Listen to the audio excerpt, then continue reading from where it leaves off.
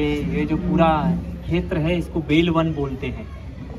ये ब्रज में जो 12 वन है उसमें से एक उपवन करके है, उस 12 वनों में से एक वन है बेल वन। ब्रज में पूरे में 12 वन है। हम जितना भी भ्रमण करते हैं सभी 12 वनों में करते हैं। तो लगभग ऐसे तो जैसे मैं बता रहा था कि 40 दिन 35 से 40 दिन लगता है यूजुअली, लेकिन हम कवर अप करने का कोशिश कर रहे हैं 7 दिन में। तो इसलिए थोड़ा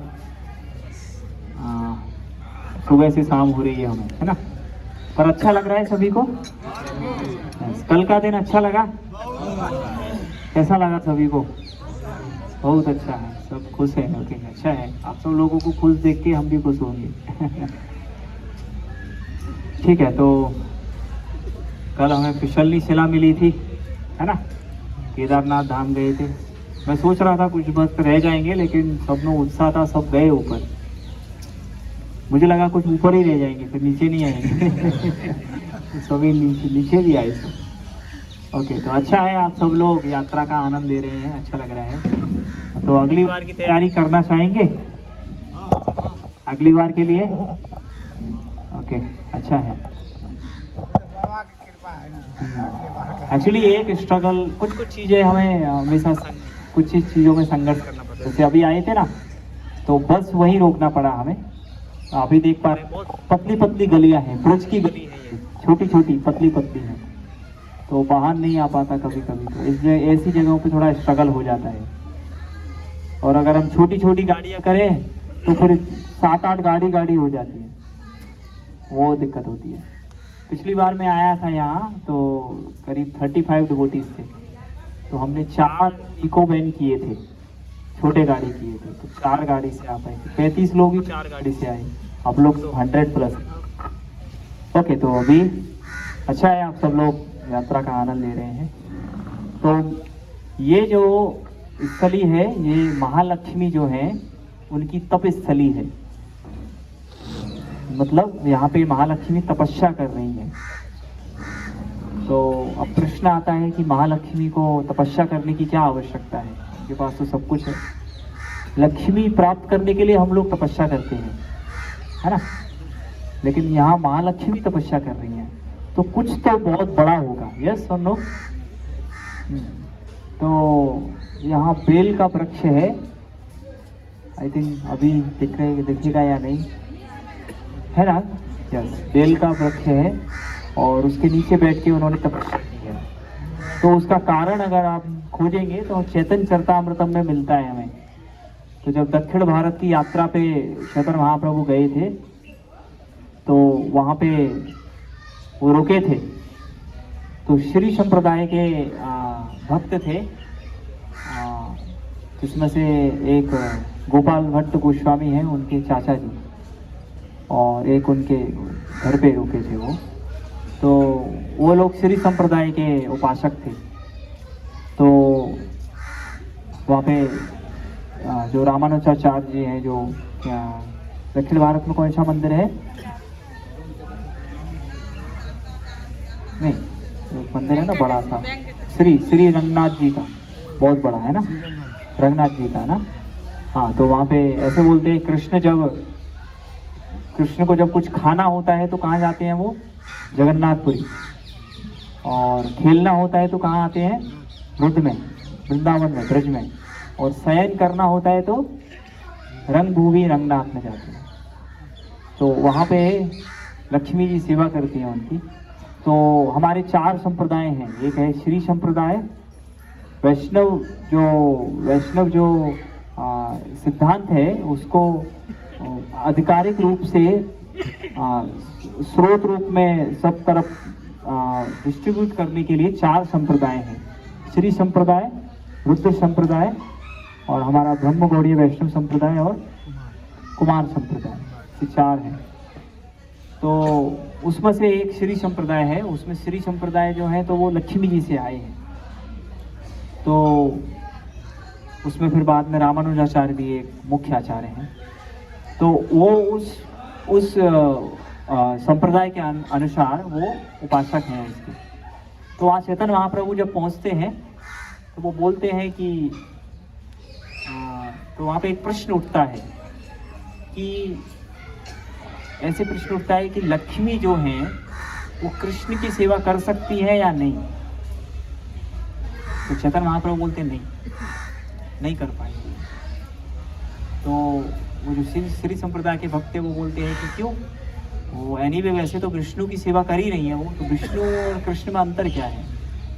तो वहाँ चैतन्य महाप्रभु इस प्रसंग को बोलते हैं, यहाँ के स्थली के प्रसंग को बोलते हैं कि अगर लक्ष्मी कृष्ण की सेवा कर सकती हैं तो वो बेलवन में तपस्या क्यों कर रही है।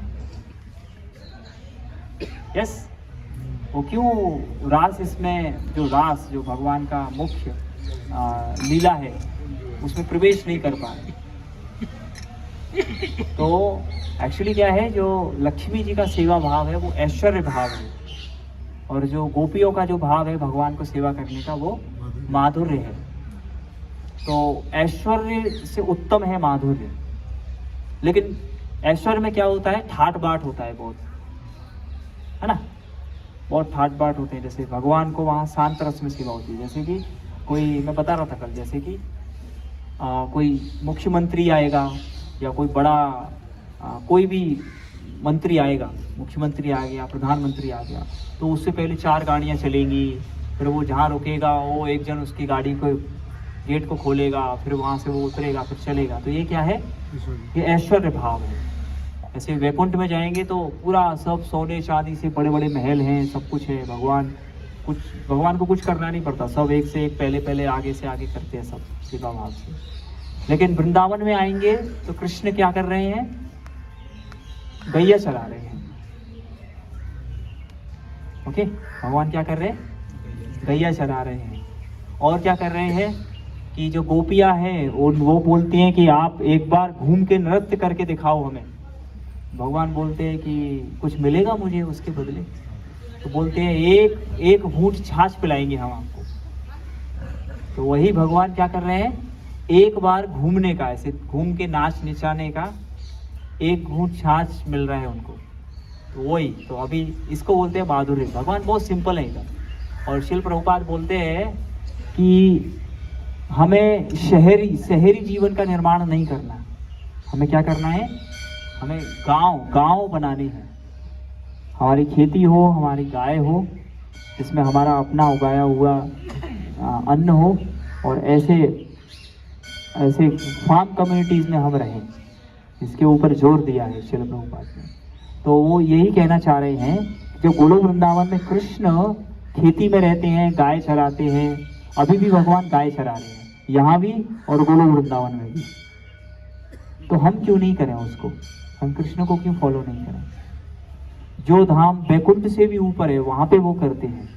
तो कहने का मतलब ये, जो शहरी है, थोड़ा ठाट बाट है, ऐश्वर्य है, उससे ऊपर माधुर्य है।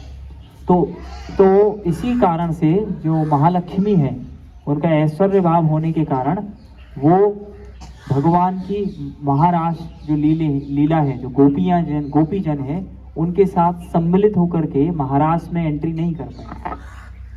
क्योंकि ऐश्वर्य भाव में एक मान होता है हृदय में, कहीं तो छिपा होता है वो सूक्ष्म रूप से, और वो रोक देता है उस चीज को। जैसे कि ये ऐश्वर्य भाव कहाँ प्रकट होता है लक्ष्मी जी का, जगन्नाथपुरी में होता है। एक होता है ना, जब व्रत से मिलने जाते हैं जगन्नाथ जी, तो मौसी के घर जाते हैं ना, वहाँ रुक जाते हैं, 2-4 दिन ज़्यादा रुक जाते हैं तो लक्ष्मी जी नाराज हो जाती है, बोल जल्दी आओ, और रथ वथ भी तोड़ देती हैं है ना। ऐसे एक अभी भी वो लीला होती है वहाँ पे, कुछ तो बोलते हैं उसको। ऐसे ही एक बार भृगु ऋषि आए थे मिलने के लिए कि सब त्रिदेवों में कौन श्रेष्ठ है, ऐसे करके। तो उन्होंने भगवान विष्णु के वक्ष स्थल पे पाद मतलब पैर का प्रहार किया। तो विष्णु भगवान बोल रहे हैं, भगवान नारायण बोल रहे हैं कि मुझे आपके पैर में चोट तो नहीं लगी। लक्ष्मी जी ये देख के चकित रह गई, बोले ये कोई आपको ऐसे ही मतलब मार के जा रहा है और आप उसका चरण बंधन कर रहे हैं, मैं ऐसे इनके साथ नहीं रह सकती। तो ऐसा है, तो वो उनका ऐश्वर्य भाव है। राधा रानी कैसी हैं, वो बिल्कुल नम्र हैं, है ना। राधा रानी भी मान करती हैं, लेकिन कृष्ण के संतुष्टि के लिए उसमें कृष्ण का प्रेम और बढ़ता है। तो वो माधुर्य भाव है। जैसे कि राधा रानी और गोपी जनों का प्रेम कैसा है कि एक कथा आती है, आई थिंक गर्ग संहिता में आती है, कि जैसे मैं बता रहा था कि द्वारका में भगवान राधा रानी और ब्रज को याद करते हैं। तो रानी जो है वो बोलती हैं कि ऐसा ब्रज में क्या है, ऐसी गोपियों में या ऐसे ब्रजवासियों में क्या है कि जो आप उनको स्मरण करते, हम भी तो सेवा करते, कभी हमारा भी नाम लिया करो। बोले वो कुछ अलग है वो। तो उनको लगा क्या अलग है, तो उनको बड़ा डाउट सा हो गया। तो भगवान ने इसके लिए एक लीला की इसको समझाने के लिए। तो एक दिन भगवान सुबह सुबह उठे नहीं, जागे नहीं, मतलब आँख खोला और जागे नहीं। बोले मेरे सर दर्द हो रहा है। तो सब सोचे अरे भगवान को सर दर्द हो रहा है, क्या हो रहा है। भगवान को भी हेडेक होता है ओके। और उस समय पे दवाई गोली नहीं थी, क्रोसिन नहीं था। तो भगवान से सबने पूछा क्या करें क्या करें। तो बोले वैद्य खोजो वैद्य खोजो। तो वैद्य बन के कौन आया, नारद मुनि। नारद मुनि वैद्य बन के आए और भगवान की लीला को समझ गए वो क्या करना चाहते हैं। तो उन्होंने पूछा भगवान आप ही बताइए कि आपका ये दर्द कैसे खत्म होगा। तो उन्होंने बोला कि कोई भी जन, कोई भी व्यक्ति मुझे अगर अपने चरणों की धूल दे देगा और उसको मेरे मस्तक पे स्पर्श किया जाएगा, उससे मेरा मस्तक मतलब सर दर्द दूर हो जाएगा। तो नारद मुनि बोले ठीक है मैं प्रयास करता हूँ, जाता हूँ। तो नारद मुनि ने पहले रानियों से पूछा आप अपना शरण धूलि दीजिए, हम कृष्ण को लगाएंगे वो स्वस्थ हो जाएंगे। तो नारियों ने बोला नहीं नहीं नहीं, वो तो हम ऐसे कैसा कर सकते हैं, वो परम पुरुषोत्तम भगवान श्री कृष्ण हैं, हम उनको अपना चरण धूलि लगा देंगे तो हम तो घोर नरक में चले जाएंगे, हम कहाँ जाएंगे, हमारी क्या गति होगी, कितनी बड़ी दुर्गति होगी, हम सोच भी नहीं सकते, हम ऐसा कभी नहीं कर सकते। तो पूरे ब्रह्मांड में घूमे नारद मुनि, किसी ने भगवान के लिए चरण धूलि नहीं दी। और नारद मुनि निराश होकर के द्वारका में चले आए। तो भगवान ने बोला क्या हुआ। बोले क्या करूँगा, कोई एक्चुअली सर आपका सर दर्द की दूर करने के लिए कोई रेडी नहीं है। तो भगवान ने बोला ठीक है ओके कोई बात नहीं, आप ब्रज में गए, वृंदावन गए। नारद मुनि ने बोला नहीं वहीं नहीं गया, बाकी सब जगह गया। तो बोले वहाँ जाओ। तो नारद मुनि फिर इधर आए, वहाँ गोपियाँ भगवान का स्मरण कर रही हैं और अब भगवान के स्मरण में सब कुछ जीवन जी रही हैं। तो उन्होंने नारद मुनि ने गोपियों को बोला, नारद मुनि को देख के ही गोपियों ने पूछा कि क्या है अभी हमारे कृष्ण कैसे हैं, आपको तो पता होगा, सब ठीक है बढ़िया है। तो कृष्ण तो उनका चेहरा उतरा था। बोले क्यों क्या हुआ बोलो। नारद मुनि को हिला हिला के पूछ रहे हैं वो क्या हुआ। नारद मुनि बोले कि कंडीशन सही नहीं है, अच्छी नहीं है। तो नारद मुनि ने बोला कि आज उनके सिर में दर्द है। तो उन्होंने बोला क्यों ऐसे कैसे। तो इतना सोच के ही गोपियाँ वियोग में चली गई कि हाँ कृष्ण के सिर में दर्द है, ये द्वारका वाले ठीक से खिलाते पिलाते नहीं हमारे कृष्ण को, यहाँ कभी सर दर्द नहीं हुआ, वो चलते कूदते रहते थे, वहाँ सर दर्द है आज उनको, ये थोड़ा इनको समझाना पड़ेगा। तो उन्होंने बोला ठीक है अभी सॉल्यूशन क्या है, कैसे सर दर्द खत्म कर सकते हैं, हम क्या कर सकते हैं उसमें। तो उन्होंने बोला कि किसी के भी चरण की धूल चाहिए उनको, वो मस्तक पे लगने से वो स्वस्थ हो जाएंगे। तो गोपियों ने बोला बस इतनी सी बात। तो गोपियों ने उछल के अपने चरण बनाए मिट्टी में और अपना जो पल्लू था उसमें भर भर के वो रज भरा और नारद मुनि को दे दिया। बोले ये लेके जाओ। गोपी लड़ रही है, ये मेरा लेके जाओ पहले, ये मेरा लेके जाओ, ये मेरा लेके जाओ। तो नारद मुनि सब गोपी की तरफ देख रहे हैं ऐसे मुंह खोल के, वो हाथ में पकड़ने से पहले ही चकित रहे। बोले कोई सब जगह गया, वो बोल रहे हैं कि हम देंगे ही नहीं और ये देने के लिए झगड़ रहे हैं, ऐसे कैसे हो रहा है। तो उन्होंने बोला आपको मालूम है आप क्या करने जा रहे हो। उनको लगा हो सकता है इनको पता नहीं हो, कुछ गांव की ग्वारिन है, भोली भाली है, पता नहीं भूल गई हो कौन मैं क्या करने जा रही हूँ, हो सकता है। बोले आपको मालूम है आप क्या करने जा रही हो। बोले हाँ हमें मालूम है। बोले क्या करें। बोले ये रज आपके कृष्ण के मस्तक पे लगेगा। बोले हाँ तो क्या। बोले वो परम पुरुषोत्तम भगवान कृष्ण है, सभी जगत के स्रोत है, सब चीज के स्रोत है। तो बोले फिर क्या। लेकिन अगर, तो गोपियों का वचन क्या है, लेकिन अगर हमारे चरण धूलि से कृष्ण के सर का दर्द चला जाता है तो फिर हमें घोर नरक भी मिले, हमें कोई परेशानी नहीं। हमारे लिए एक सेवा का भाव, हमें सेवा का अवसर ये मिलेगा और उस सेवा के बदले अगर हमें घोर नरक में जन्म जन्मांतर तक सड़ना पड़े, हमें कोई परवाह नहीं। हमें इतना सेटिस्फैक्शन हमेशा रहेगा कि हमको एक मौका आया, अवसर ऐसा मिला जिससे हम कृष्ण के लिए कुछ कर पाए, बस हमें इतना चाहिए। हमें अपने जीवन में यही अभिलाष है। तो ऐसा भाव गोपियों का है। तो लेकिन ऐश्वर भाव में ऐसा नहीं आ पाता। ऐश्वर भाव में अपने लिए कहीं कुछ जगह रह जाती है। तो इसीलिए अभी लक्ष्मी जी नाराज ना हो जाए, इसलिए थोड़ा उनका भी गुणगान कर देते हैं। तो लक्ष्मी जी भी प्रयास कर रही हैं उसी भाव की प्राप्ति के लिए। तो आज भी, अभी भी वो यहाँ पे तपस्या कर रही हैं। तो अभी जैसे हम यहाँ से जाएंगे तो भांडीर वन और बंसीवट जाएंगे, जहाँ पे महाराज हुआ था एक कल्प के दौरान। तो थोड़ी दूरी पे, तो वहाँ प्रवेश नहीं मिला, तो यहाँ आकर के उन्होंने बेल के वृक्ष के नीचे बैठ के तपस्या की है। अच्छा, एक चीज़ और है कि यूजुअली क्या होता है कि महाराष्ट्र में एंट्री किसको मिलती है? गोपी जनों को, गोपी को ही महाराष्ट्र में एंट्री मिलती है। यस, ऐसे बोला जाता है। आपने सुना होगा भगवान शिव आए तो उन्होंने भी गोपी वेश लिया। वो वृंदावन में हम दर्शन करेंगे गोपेश्वर महादेव का, तो उसमें जब श्रृंगार होता है शिव जी का, तो पूरा गोपी वेश में होता है श्रृंगार। वो अद्भुत भगवान शिव का मंदिर है। तो अभी यहाँ एक प्रश्न है कि भगवान शिव हैं, देखने से ऐसे तो वो हमारे इस मानवीय शरीर से ऊपर के स्तर पे हैं, लेकिन देखने से उनका मनुष्य में भी नर का देह है ना। नर मतलब क्या बोलते हैं उसको? मेल फॉर्म है उनका। और इधर महालक्ष्मी है, उनका क्या है? फीमेल है ना। तो गोपी, अब लेकिन हम यही गलती करते हैं, गोपी को क्या मानते हैं हम? एक स्त्री। तो अगर गोपी अगर स्त्री है तो महालक्ष्मी क्यों प्रवेश नहीं करें? यस, क्वेश्चन आता है नहीं आता? और अगर गोपी अगर स्त्री है या नहीं है, तो भगवान शिव कैसे एंट्री कर गए महाराष्ट्र में? यस, तो कहने का मीनिंग ये है कि जो गोपी जो है, जो गोपी भाव है, वो किसी शरीर के स्तर तक उसका कोई मायना नहीं है, कोई दायरा नहीं है। वो एक भाव है, एक ऐसा उत्कृष्ट भाव है जिसमें केवल और केवल कृष्ण के लिए अनन्य भाव से सेवा का भाव रहता है। कैसे भी करके, कुछ भी करके हम कृष्ण के संतुष्टि के लिए जीवन भर में कुछ तो कर पाए, ऐसा भाव गोपियों का है।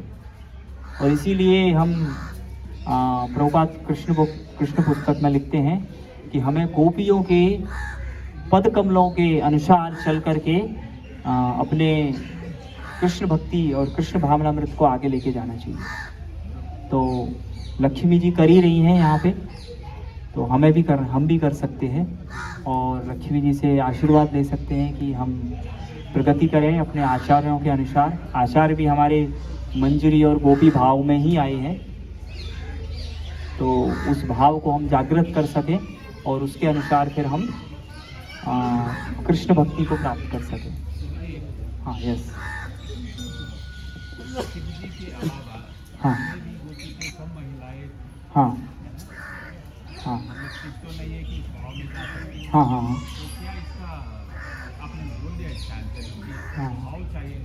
हाँ, लेकिन ऊपर भी जो गोपियाँ थी वो हम सुने हैं कि मिथिला की महिलाएं थी जो राम अवतार में उनको वरण करना चाहती थी, बोले कि भाई इसमें आ जाओ, इसमें।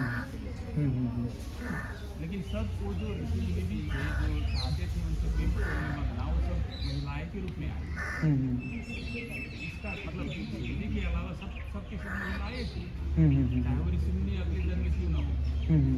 इसका ये तो अर्थ नहीं करना हो सकता है कि भाई आपको रास में जाने के लिए आपको महिला ही में आना पड़ेगा। हाँ, ये प्रश्न भी जायज़ है आपका।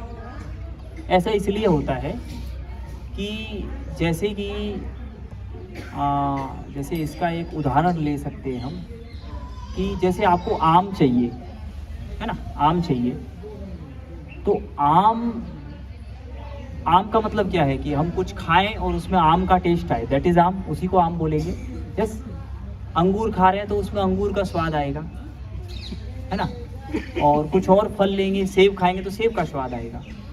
तो अभी एक व्यक्ति है जिसने ये तीनों फल खाए हैं, ठीक है, और वो बोले कि, और हमारे सामने वो तीनों फल रखे, बोले कि इसमें से ऐसा फल उठा के खाओ जिसमें कि सेब का स्वाद आए। यस, तो ऐसा कभी नहीं हो सकता कि अंगूर से सेब का स्वाद आ जाए। यस, अभी मेन कंक्लूजन पे आऊँगा।